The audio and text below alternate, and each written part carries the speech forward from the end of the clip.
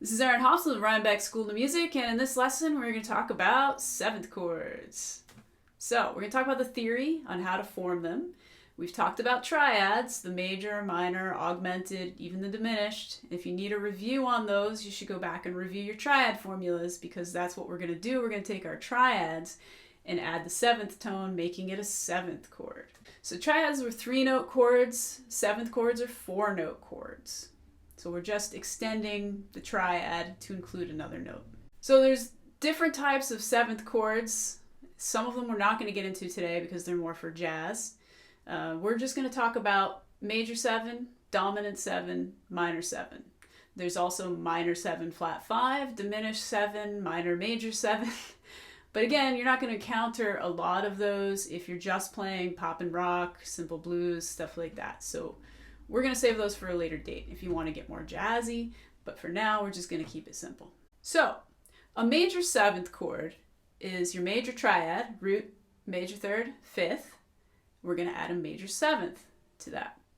So going back to our C major scale, if C is our root, we have a root, a major second is D, major third is E, fourth is F, our fifth is G, major sixth is A, major 7 is B, octave is C again. So this is our major 7 right here. That's a long way from the root. So what I always recommend is find the octave from your root and go back a half step, and there's your major 7. Find a minor 7. So say we're going to play a dominant 7 chord. Now a dominant 7 chord is just a major triad, root, major third, fifth, with a minor 7. So it's very closely related to the major chord. Classical musicians often refer to it as a major minor 7 chord because it's just a major triad with a minor 7 on top. So the same thing, we could count up all the way to find our minor 7, but it's just a whole step back from our octave. So if we find our C octave and go back a half step, we have major 7, whole step we have our minor 7. So that's all we're going to be adding to these chords, a major 7 or a minor 7. So using C as an example, we're going to take our C chord, our open C chord. We're going to do all of these revolving around our open chords that we already know because it's the easiest place to start. There's all kinds of fun inversions you can do with seventh chords up the neck, which we can talk about at a later date. But for now, we're keeping it simple. So here's your basic C open chord. And here's your highest C here. Like if we play through our C major scale, that's our high C. Move it back a half step, and you're adding that B, and now you have C, E, G, and B. You have a C major 7 chord. Okay, let's do it with our D chord. Here's the D chord. Here's my high octave D, because here's through my D major scale, that's my high D. If I go back a half step, I have a C sharp. And now I have a D major 7, which a lot of people play as a bar chord, or you can play it like that. So now you have D, F sharp, A, C sharp. Let's try it with an A chord. Here's the A chord. So here's my open A. There's my high A octave on the G string. I move it back 1 fret to a G sharp, and now I have this nice A major 7 chord with an A, C sharp, E, and G sharp. Let's do it with an F chord. So here's my open F chord, here's my high F here, bring it back 1 fret to the open E. Now I have this beautiful F major 7 chord, F, A, C, and E. So I'll attach PDFs for all of those. I want to talk about the G major 7 because if you do it off of the open chord, you have this, because this is your high G back to your F sharp, right? And that works, but this is one of my favorite voicings, and you might encounter this from time to time. It's kind of a stretch. It's as if you took the F major 7 chord and just kind of started moving it up the neck. But I have 2nd fret on the E, 3rd fret on the B, 4th fret on the G, 5th fret on the D. So that's just a really nice voicing, and it's a movable chord, and I really like it, so I just wanted to show it to you. So those are all available in the PDFs attached on Patreon. And let's talk about a couple song examples where you might have heard these major 7 chords. So the first one, Tin Man by America, has my favorite has my favorite G major 7 chord. So you can play it like this. And then you've got your C major 7. But I understand this can be a bit of a stretch, so if you want to play it like that, just taking that G chord. See, I took my pointer finger off of here and brought it down here because it's a little bit easier to grab. So G major 7 to C major 7 is the vamp on that one. So 1, 2, 3. Sometimes late when things are real and people share the gift of gab between themselves. Some are quick to take the bait and catch the perfect prize that waits among the shells. So that's a great example of a major 7 song. Another one that I like is Cigarette Daydreams by Cage the Elephant. And this one's going to go from D to D major 7 to E minor to G to A. So it goes like this. Did you stand there all alone? Well, I cannot explain what's going down. So D major 7, E minor to G to A. And here's one that's kind of cool, Something by the Beatles. So now let's get into dominant 7 chords. So if you take your C chord and you move your high octave C down a half step to the B, if you move it back one more fret, you have B flat, and I'm going to add this C back for the C7. So what I have is a C chord to a C major 7, add my pinky for the C7, and this is Something by the Beatles, right? So there's a lot of progressions that do this. So something in the way she moves attracts me like no other lover. So that's a great chord progression because you go from the C to the C major 7. Now we're going to talk about dominant 7 chords. So if you take any of your major chords that you know and you move the high octave root back a whole step to a minor 7, you have a dominant 7. Okay, so we just did that with C. If you add your pinky here on the G string 3rd fret, you have C7. Now let's do it with E. So my high octave E is this one where my ring finger is. If I move it back a whole step to the open D, now I have E7. Right? Here's my G chord. Where my pinky is, that's the G. If I go back a half step, that's my major 7, a whole step. There's my minor 7, so now I have a G7 chord.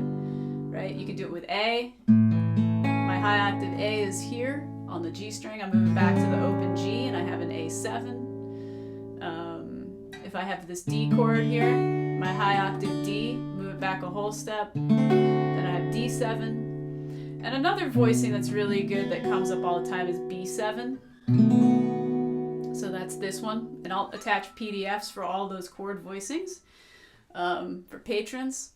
And then let's talk about a couple places where you might have heard these chords. So particularly in the blues, you hear these a lot. Country music, you hear these a lot. A lot of Christmas music uses dominant 7 chords. In fact, most of my students end up learning dominant 7 chords from playing a lot of Christmas music. All right, so here's In the Pines by Lead Belly, covered by many bands, including Nirvana. So it goes like this. It goes E, E7, to A, to G, B7, B7, back to E. My girl, don't lie to me. Tell me, where did you sleep last night? Jambalaya, Hank Williams. You have a G7 chord to a C chord. So this is a more country example, right? Goodbye, Joe, me gotta go, me oh my oh. Me gotta go, pull the rope down the bayou. So major 7 and dominant 7 chords. They both have a major triad, except for major 7 has a major 7th, dominant 7 as a minor 7. Now we're going to talk about minor 7 chords. So you can take any of your minor chords, your open ones, A minor, D minor, E minor, move your high octave root back a whole step. So if we did that with A minor 7, this is my high octave root, take it back to the open G, and now I have a nice A minor 7. Here's my E minor, take away my ring finger to that open D, and have E minor 7. Here's my D minor, I take this D back a whole step to C, and then I have a D minor 7. There's other ways that you can voice these chords, but this is the most basic way to show you, and we'll get to other things later. So here's a couple songs with minor 7. So this is Watermelon Sugar by Harry Styles. So I'm going to capo on the 5, and I have A minor 7, E minor 7, to G, tastes like strawberries on a summer evening, and it sounds just like a song.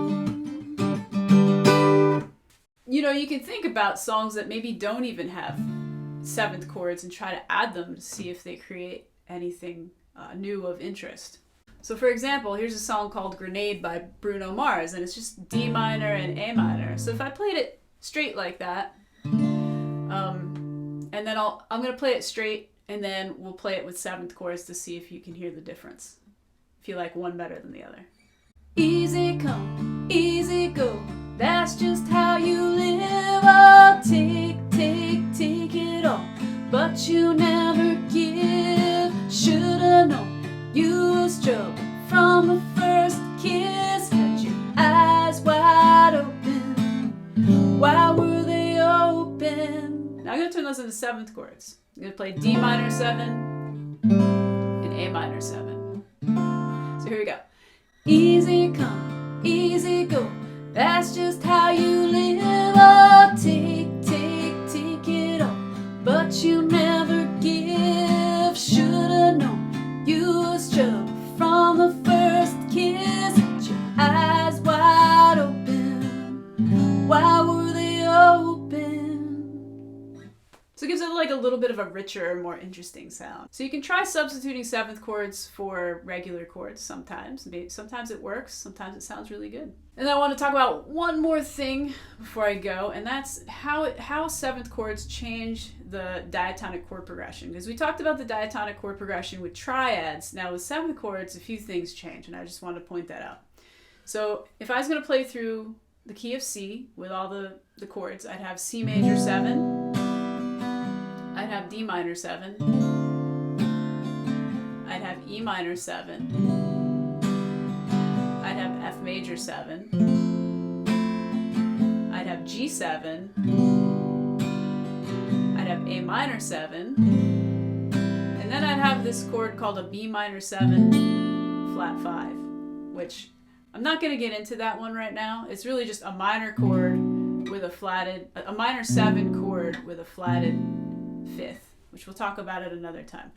But usually when we're talking about triads, that 5 chord is a straight major chord, but it turns into a dominant 7 chord now when we're talking about 7th chords. And the 7 chord with triads was a diminished triad, but when you add the 7 on top of that, it's not a fully diminished chord anymore. It's what's called a half diminished chord, a minor 7 flat 5. So I just wanted to point that out just as an overall picture. But we will talk about those chords at a later date. For now, just have fun experimenting with your major 7s, your dominant 7s, and your minor 7s. If you haven't already, visit www.rhinebeckschoolandmusic.com and subscribe, become a patron, www.patreon.com/rhinebeckschoolofmusic. I'll see you at the next one.